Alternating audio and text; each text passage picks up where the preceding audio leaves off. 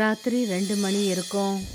திடீர்னு அர்ஜுனோட ரூம்ல இருந்து விசித்திரமான சத்தம் அவனுடைய அம்மா ருக்மணிக்கு கேட்க ஆரம்பிச்சது. அர்ஜுனோட அம்மா உடனே உள்ள போனாங்க. அர்ஜுனோட ரூம்ல இருந்த எல்லா பொருட்களும் இங்க அங்கன்னு சிதறி கிடந்தது. அப்புறம் அர்ஜுன் செவத்துல சாஞ்சுக்கிட்டு உட்காந்துருந்தான். ரொம்ப பயந்துகிட்டு இருந்தான். என்னப்பா ஆச்சு? அம்மா, அவ என்ன கொன்னுட்டாம்மா. உங்களோட பையன் கொஞ்ச நாளுக்கு முன்னாடியே இறந்து போயிட்டான். அர்ஜுன், நீ என்ன பேசிட்டு இருக்க?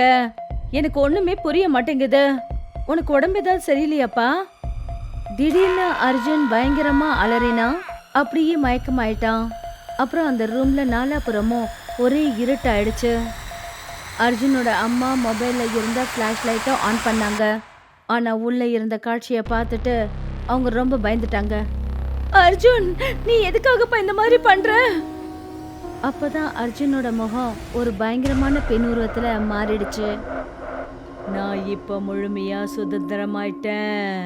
இன்னும் கொஞ்சம் பலிகளை தான் சைத்தானுக்கு கொடுக்க வேண்டியது பாக்கி இருக்கு. அந்த பெண்ணோட பயங்கரமான குரலை கேட்டதும் பக்கத்து ரூம்ல தூங்கிக்கிட்டு இருந்த அர்ஜுனோட தம்பி ராஜு அந்த இடத்துக்கு வந்தான். உனக்கு என்ன ஆச்சு? வா, என்ன வாட்ட சட்டமான மனுஷன். சைத்தானுக்கு உன்னை பலி கொடுத்தா ரொம்பவே சந்தோஷப்படும்.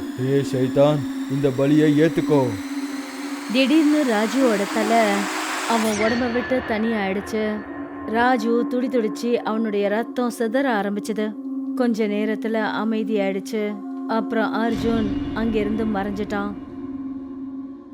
இந்த சம்பவம் நடந்து 3 நாட்களுக்கு அப்புறம் இங்க என்ன நடந்துட்டு இருக்கு ஆண்டி? ஆனா ராஜுக்கு அப்படி யார் கூட தான் விரோதம் இருக்கு? கண்ணா, 3 நாளா அந்த பயங்கரமான உருவம் என் கண்ணை விட்டு மறையவே மாட்டேங்குது.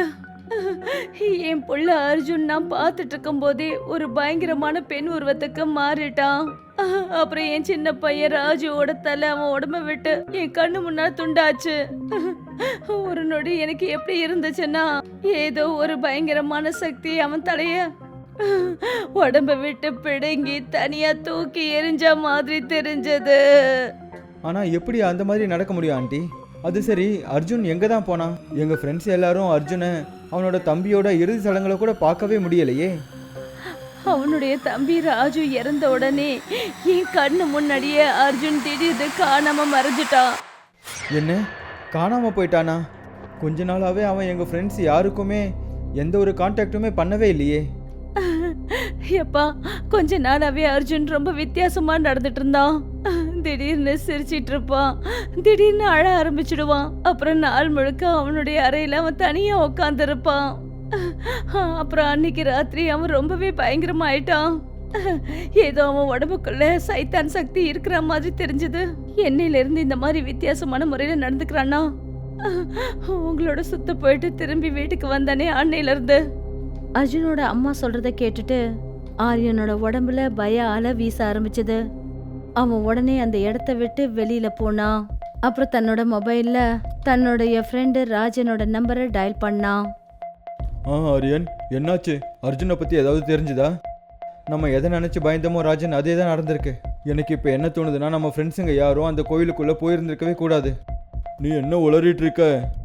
நான் உங்க எல்லாருக்கிட்டையும் வேண்டான்னு சொன்னேன். நம்ம அந்த சைத்தான் கோவிலுக்குள்ள போக வேண்டான்னு எவ்வளவோ சொன்னேன். ஆனால் நீங்கள் தான் நான் சொன்ன விஷயத்தை எதையுமே நம்பவே இல்லை. இப்போ பாரு. ஆரியன் ராஜன் கிட்ட ஒரே மூச்சுல நடந்த எல்லா விஷயங்களையும் சொல்ல ஆரம்பிச்சான். என்ன, அர்ஜுனோட தம்பியோட தலை தானாவே வெட்டப்பட்டுச்சா? அப்புறம் அர்ஜுன் காணாம போயிட்டானா?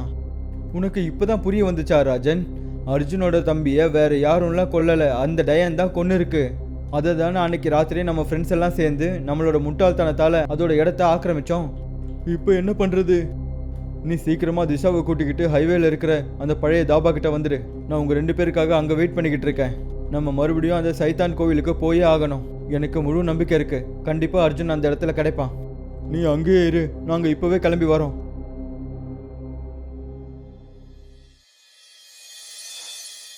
ஆரியன், ராஜன், அர்ஜுன் அப்புறம் திஷா கேம்பிங் பண்றதுக்காக அவங்க காட்டுக்கு போயிருந்தாங்க. அப்ப அங்க அவங்களோட கவனம் ஒரு நொறுங்கி போன பாழடைஞ்சு போன ஒரு கோவில் மேல பட்டது.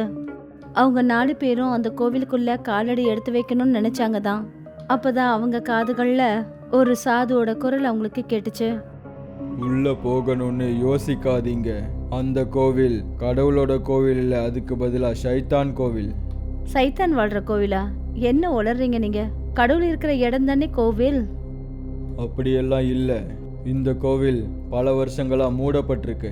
எல்லாரும் சொல்லுவாங்க, பல வருஷங்கள் முன்னாடி இந்த கோவில்ல ஒரு பொண்ணு ஷைத்தானுக்கு பூஜை பண்ணிட்டு இருந்தா. அந்த ஷைத்தானுக்கு மனுஷங்களை பலியும் கொடுத்துட்டு இருந்தா. ஒரு நாள் கிராமத்து ஆளுங்க அவளை கொன்னு இதே கோவிலுக்குள்ள வச்சு அவளை எரிச்சிட்டாங்க. ஆனா இறந்ததுக்கு அப்புறமும் அவளோட ஆத்மா இந்த கோவிலை விட்டு போகல. ஒருவேளை இந்த கோவிலோட கதவை திறந்து நீங்க தப்பு பண்ணீங்கன்னா அப்புறம் உங்க எல்லாருக்கும் சர்வநாசம் தான் நடக்கும். அட வந்துட்டாரு முட்டாள் சாமியார். இன்னைக்கு ஏமாத்த நாங்கள் தான் கிடைச்சோமா? நாங்கள் இவ்வளோ நாள் என்ன கேள்விப்பட்டிருக்கோன்னா கோவிலில் கடவுளுக்கு மட்டும்தான் பூஜை நடக்கும். ஆனால் நீங்கள் என்ன சொல்லிட்டு இருக்கீங்க? கோவிலில் ஷைத்தானுக்கும் பூஜை பண்ணுவாங்களா என்ன? டேய் ராஜன், சாதுக்கள் கிட்டே இந்த மாதிரிலாம் பேசக்கூடாதுடா. ஒருவேளை அந்த சாது சொல்கிற விஷயங்களில் உண்மை இருந்துச்சுன்னா? நீ என்னடா இவர் சொல்கிறதெல்லாம் கேட்டுக்கிட்டு இருக்க? வா உள்ளே போகலாம். எப்படியும் இந்த கதவு சும்மா தட்டினாலே திறந்துக்கும். இது இப்போ நம்ம திறக்கலனாலும் என்னைக்காவது ஒரு நாள் வேகமாக காத்தடிச்சதுன்னா இந்த கதவு தானாகவே திறந்துக்கும். அவங்க 4 பேரும் அந்த கோவிலுக்குள்ள போயிட்டாங்க. அந்த கோவில்ல பாத்தீங்கன்னா பயங்கரமான முகங்கள் கொண்ட சைத்தானோட சிலைகள் தான் இருந்தது. இந்த மாதிரியான ஒரு கோவிலை நான் என்னோட வாழ்க்கையில முதல் தடவையாக பார்க்குறேன், தெரியுமா? நீ ரொம்ப சரியா சொல்ற ஆரியன். கோவில்ல கடவுளோட சிலைகள் தானே இருக்கும். அப்புறம் கோவிலுக்குள்ள பவித்திரமும் நிம்மதியும் இருக்கும். ஆனா இங்க பாரு, ஒரு வித்தியாசமான சூழல் தான் தெரியுது.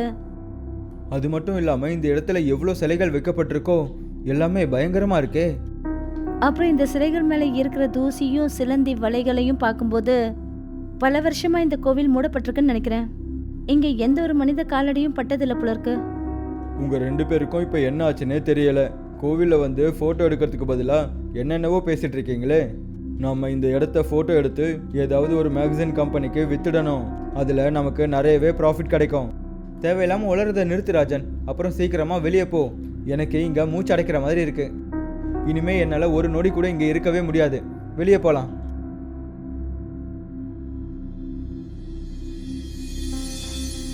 ராஜன் ஹைவேல இருக்கிற பழைய டாபாவில் காரை எடுத்துக்கிட்டு போயிட்டான். ஆரியன் உடனே அந்த காருக்குள்ள ஏறினான். சில மணி நேரங்கள்ல அவங்க எல்லாரும் அந்த அடர்ந்த காட்டுக்குள்ள அதே பாலடைஞ்ச கோவிலுக்கு பக்கத்துல வந்து நின்னாங்க. அந்த கோவிலுக்குள்ள ஏதோ ஒரு வெளிச்சம் தெரிஞ்சது. அர்ஜுனோட பேசுற சத்தம் அங்கிருந்து கேட்டுச்சு. நீங்க எல்லாரும் பாக்குறீங்கல்ல, அர்ஜுனோட குரல் இந்த கோயிலுக்குள்ள இருந்து தான் வந்துகிட்டு இருக்கு. நான் சந்தேகப்பட்டது சரியாயிடுச்சு. ஆனா இவ்வளோ சீக்கிரம் அர்ஜுனால எப்படி இந்த இடத்துக்கு வர முடிஞ்சது? அதெல்லாம் விடுங்க, எப்படியாவது அர்ஜுன் அந்த கோவிலை விட்டு வெளியே கொண்டு வரணும். இப்படி சொல்லிட்டு அவங்க 3 பேரும் அந்த கோயிலுக்குள்ள போனாங்க. ஆனா எதிர்க்க இருந்த காட்சியை பார்த்துட்டு அவங்க 3 பேரோட கண்களும் பயத்துல அப்படியே உறைஞ்சு போயிடுச்சு. அவங்க பார்க்கும்போது அர்ஜுனோட முகம் ரொம்பவே பயங்கரமா ஆயிடுச்சு. அப்புறம் அர்ஜுனுக்கு பக்கத்துல பார்க்கறதுக்கே ரொம்ப பயங்கரமா தெரிஞ்ச ஒரு பெண் அவன் கூட பேசிக்கிட்டு இருந்தது. அவளோட முகம் உடம்பு எல்லாமே பயங்கரமா எரிஞ்சு போயிருந்தது. எனக்கு தெரியும், நீங்க 3 பேரும் இவனை தேடிக்கிட்டு இந்த கோவில் வரைக்கும் வருவீங்கன்னு. அந்த பெண் இப்படி சொன்னதுமே ஆரியனோட தலை அவனோட உடம்ப விட்டு தனியாச்சு. ஆரியன் அதே இடத்துல விழுந்துட்டான். அப்புறம் அடுத்த நிமிஷமே அர்ஜுன் அப்புறம் திஷா 2 பேருக்கும் இதே மாதிரி ஆச்சு. இதை பார்த்துட்டு ராஜன் பயங்கரமா கத்தி கதற ஆரம்பிச்சான். ஆனா திடீர்னு திஷா அப்புறம் ஆரியனோட தலை உடம்புல தானாவே வந்து சேர்ந்தது. ஆனா அவங்க 2 பேரோட முகமும் ரொம்பவே பயங்கரமா மாறிடுச்சு. அப்பதான் திடீர்னு அதே சாது அந்த கோவிலுக்குள்ள நுழைஞ்சாரு. உங்க எல்லார்கிட்டையும் நான் முன்னாடியே வேண்டான்னு சொன்னல குழந்தைங்களா, உள்ள போக வேண்டான்னு சொன்னேன். பாத்தீங்கல்ல, உங்க எல்லார்கிட்டையும் இந்த டயன் அதோட பயங்கரமான மந்திர சக்தியை காட்ட ஆரம்பிச்சிடுச்சு. உங்க நண்பர்கள் 4 பேர்ல நீங்க என்னைக்கு இந்த கோவிலுக்குள்ள காலடி எடுத்து வச்சிங்களோ அப்போவே இறந்துட்டான். அன்னைக்கு தான் முதல் தடவையா இந்த கோவிலுக்குள்ள நீங்க வந்தீங்க. ராஜனுக்கு அப்போ புரிஞ்சிடுச்சு, அந்த நண்பன் வேற யாரும் கிடையாது, அது அர்ஜுன் தான். இப்போ என்ன பண்றது சாமி? என்னோட நண்பர்கள் எல்லாருமே இறந்துட்டாங்களே. உன்னை பலி கொடுத்ததுக்கு அப்புறமா அது தன்னோட பிசாசு படையை கூட்டி மனுஷங்களை பலி கொடுக்க ஆரம்பிச்சிடும். இனிமே எல்லாம் உன் கையில தான் இருக்கு. நீ என்ன ஆசைப்படுற? நீ இப்போ இதை தடுக்க நினைக்கிறியா, இல்லைன்னா உன்னோட நண்பர்கள் மாதிரி இந்த உலகத்தில் இருக்கிறவங்க எல்லார் நிலைமையும் இதே மாதிரி மாறணும்னு ஆசைப்படுறியா? எல்லாம் உன் கையில் தான் இருக்கு. இல்லை சாமி, நான் பண்ண தப்புக்கான தண்டனை இந்த உலகத்தில் வேற யாருக்கும் கிடைக்கக்கூடாது. சீக்கிரமா அதுக்கான வழியை சொல்லுங்க. என்னால் எப்படி இவ்வளோ தடுக்க முடியும்? நீ உன்னையே கொலை பண்ணிக்கிட்டு ஆகணும். நீ தற்கொலை பண்ணிக்கிட்டேன்னா இந்த டயனோட சக்கரம் உடஞ்சி போயிடும். அப்புறம் அவள் மறுபடியும் இதே கோயிலுக்குள்ள கைது செய்யப்படுவா. இதை தவிர வேற எந்த ஒரு வழியும் இல்லை மகனே. அதுக்கான முடிவை நீ தான் எடுத்தாகணும். உனக்கு உன்னோட உயிர் முக்கியமா, இல்லை உலகத்தில் இருக்கிற மக்களா? ராஜன் பாவம் தன்னுடைய எல்லா நண்பர்களையும் இழந்துட்டான். ஆனா அவன் ஒரு விஷயத்துக்கு வருத்தப்பட்டான். அவனுடைய இந்த தவறுனால தான் அவனுடைய நண்பர்கள்லாம் இறந்துட்டாங்கன்னு. இல்லை சாமி, இனிமேல் நான் எந்த ஒரு முட்டாள்தனத்தையும் பண்ண மாட்டேன். ராஜன் உடனே தன்னுடைய பிஸ்தோலை எடுத்தான். இதை பார்த்துட்டு அந்த டயன் கத்த ஆரம்பிச்சா. அப்புறம் சொன்னா, வேண்டாம், அந்த மாதிரியெல்லாம் எதுவும் செய்யாத. இந்த உலகத்தில் இருக்கிற எல்லா சந்தோஷங்களையும் நான் உனக்கு கொடுக்குறேன். நீ கேட்குற எல்லாத்தையும் நான் கொடுக்குறேன். இந்த டயன் சொல்றத கேட்காத ராஜன், நேரத்தை வீணாக்காத. ஒருவேளை இவளோட மந்திர சக்தியால உன்னை சாக விடாம தடுத்துட்டான்னா இவளோட லட்சியத்துல ஜெயிச்சிடுவா. இப்போ என்னோட சக்தியால தான் இது வரைக்கும் உன்னை தாக்காம இப்படியே நின்றுட்டு இருக்கா. இதுக்கு மேல என்னால இவளை தடுக்கவே முடியாது. ராஜன் தன் மேலே ஃபயர் பண்ணான். அப்புறம் அமைதியாகி தரையில் போய் விழுந்தான். கொஞ்ச நேரத்தில் அந்த டயன் அப்புறம் அவங்க 3 பேரும் கத்திக்கிட்டே புகையா மாதிரி மறைஞ்சிட்டாங்க. சாதுவும் அந்த இடத்த விட்டு போயிட்டாரு. எப்படி இருந்துச்சுன்னா அந்த இடத்துல ஏதோ பல வருஷங்களா யாரும் வராத மாதிரி இருந்தது.